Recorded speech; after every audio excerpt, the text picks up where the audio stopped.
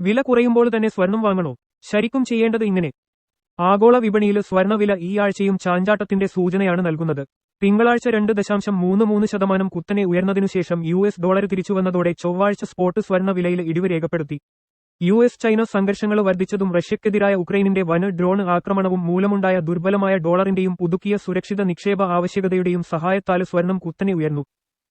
June 3 ounce സ്വർണത്തിന്റെ വില $3,349 ആ ദിവസം ഏകദേശം 1% കുറഞ്ഞു.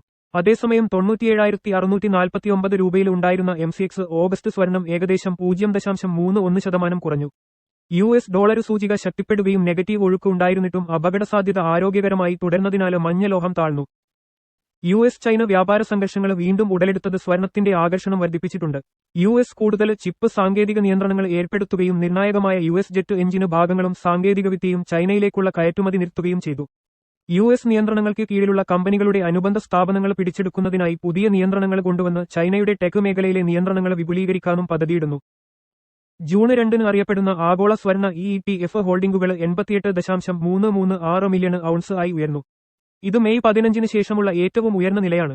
തുടർച്ചയായ 5 ആഴ്ചത്തെ ഒഴുക്കിന് ശേഷം കഴിഞ്ഞ ആഴ്ച സ്വർണ്ണ ഇടിഎഫുകൾ അവരുടെ ആദ്യത്തെ പ്രതിവാര നിക്ഷേപം രേഖപ്പെടുത്തി. വർഷം തോറും ഹോൾഡിംഗുകൾ ഏകദേശം 6.6% ഉയർന്നു. സെൻട്രൽ ബാങ്കുകളുടെ സ്വർണം വാങ്ങല്. ആഗോള കേന്ദ്ര ബാങ്കുകൾ ഏപ്രിലിൽ 12 ടൺ മൊത്തം വാങ്ങി. മുൻ മാസത്തേക്കാൾ 12% കുറവാണിത്. ഏപ്രിലിലെ ഉയർന്ന സ്വർണ്ണ വില കാരണം വാങ്ങലിന്റെ വേഗത കുറയാൻ സാധ്യതയുണ്ട്.